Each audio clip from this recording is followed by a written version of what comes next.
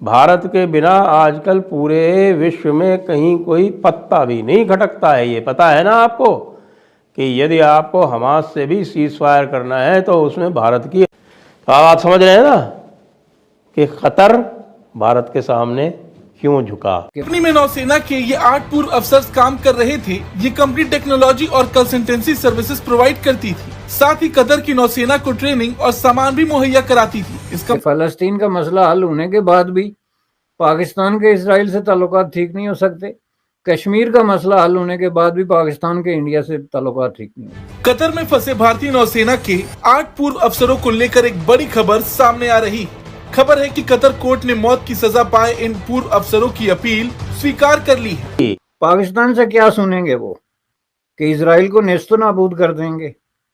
वो पाओ पाओ के एटॉमिक बम फेंकेंगे गजा की पट्टी में जाके, क्या कर लें। और यदि तुमको हमास की डील सिक्योर करनी है तो पहले ये जो तुमने ये लोगों को गिरफ्तार कर रखा है ना हमारे ऊपर प्रेशर डालने के लिए, पहले ये काम करो, उसके बाद ही हम सिग्नल देंगे तभी।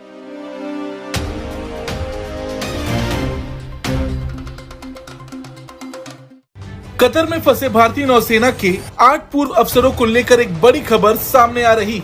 खबर है कि कतर कोर्ट ने मौत की सजा पाए इन पूर्व अफसरों की अपील स्वीकार। कंपनी में नौसेना के ये 8 पूर्व अफसर काम कर रहे थे। ये कंपनी टेक्नोलॉजी और कंसल्टेंसी सर्विसेज प्रोवाइड करती थी, साथ ही कतर की नौसेना को ट्रेनिंग और सामान भी मुहैया कराती थी। इस कंपनी को ओमान की वायुसेना से रिटायर्ड स्क्वाड्रन लीडर खमीस अल आजमी चलाते थे। पिछले साल उन्हें भी इन भारतीयों के साथ गिरफ्तार कर लिया गया था। हालांकि नवंबर में उन्हें रिहा कर दिया गया और इधर कतर की अदालत ने इन अफसर्स को मौत की सजा सुनाई। भारत के बिना आजकल पूरे विश्व में कहीं कोई पत्ता भी नहीं खटकता है। ये पता है ना आपको कि यदि आपको हमास से भी सीज फायर करना है तो उसमें भारत की अनुमति चाहिए।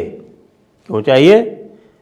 क्योंकि भारत और इजराइल जो है वो पूरी की पूरी सामरिक रणनीति आजकल साझा मिलकर बना रहे हैं। शॉर्ट ये है कि भाई कतर ने अपील भारत देश की ओर से on behalf of 8 naval officers अपने एपेलेट कोर्ट में एडमिट कर ली है। अब हम आपको एक बार फिर से याद दिला दें कि ये जो हुआ है कार्यक्रम, ये एक डिप्लोमेटिक चैनल से तो हुआ ही है। आपको पता है कि डिप्लोमेसी आजकल जयशंकर जी चलाते हैं और जयशंकर जी जो है वो पूरी तरह से एक यथार्थवादी अर्थात रियलिस्ट व्यक्ति हैं। आज के ज़माने में सऊदी अरब और यूएस दोनों के दोनों भारत के साथ ही चलेंगे। और यदि तुमको हमास की डील सिक्योर करनी है तो पहले ये जो तुमने ये लोगों को गिरफ्तार कर रखा है ना हमारे ऊपर प्रेशर डालने के लिए, पहले ये काम करो, उसके बाद ही हम सिग्नल देंगे तभी जाके तुम्हारा वो हमास वाला जो सीज फायर जो है जो तुम चाहते हो वो हो पाएगा। फलस्तीन का मसला हल होने के बाद भी पाकिस्तान के इजराइल से ताल्लुकात ठीक नहीं हो सकते। कश्मीर का मसला हल होने के बाद भी पाकिस्तान के इंडिया से ताल्लुकात ठीक नहीं हो सकते, क्योंकि ये पॉलिसी इन्होंने सर के बल खड़ी की हुई है।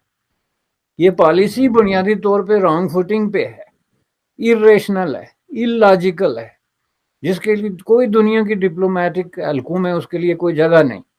जिसके नतीजे में आप ये देखें कि इंडिया की एक पोजीशन है, बात आप तब किसी से करते हैं जब अगला आपकी बात सुनने के लिए तैयार हो। जबरदस्ती तो किसी के कान में नहीं ना आप जाके बात कर सकते। तो इंडिया की बात सुनी जा रही है, वो अरबों से बात करे, फलस्तीनियों से करे या इजराइल से करे, सबको पता है कि इंडिया की हमारे साथ कोई दुश्मनी नहीं है भाई। चलो उनकी एक उसूली पोजीशन है, हम उससे डिसएग्री करते हैं, लेकिन एक गैर जानबदार रोल प्ले कर रहा है। मुमकिन है कोई मुस्बत तजवीज़ इसके पास हो। पाकिस्तान से क्या सुनेंगे वो कि इजराइल को नेस्तो नाबूद कर देंगे।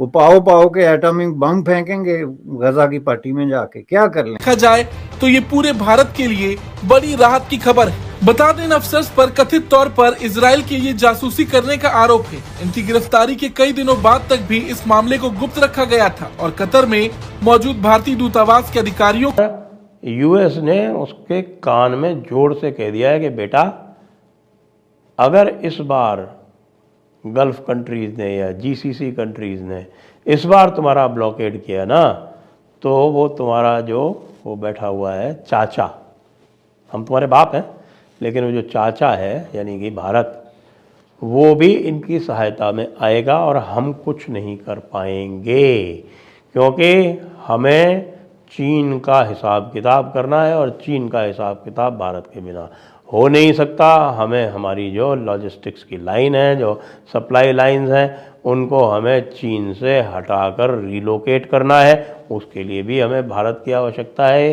वो पूरे विश्व की जो अर्थव्यवस्था है वो भारत के बिना आगे जा नहीं सकती। हम इसको किसी भी तरह से इग्नोर कर नहीं सकते। इसलिए बेटा तुम तो चुपचाप चरण चुंबन कर लो, नहीं करोगे तो फिर बाकी दूसरी चीज़ों के लिए तैयार रहो और ये हमास हमास तो भूल जाओ, कुछ नहीं मिलने वाला। तो आप समझ रहे हैं ना कि ख़तर भारत के सामने क्यों झुका।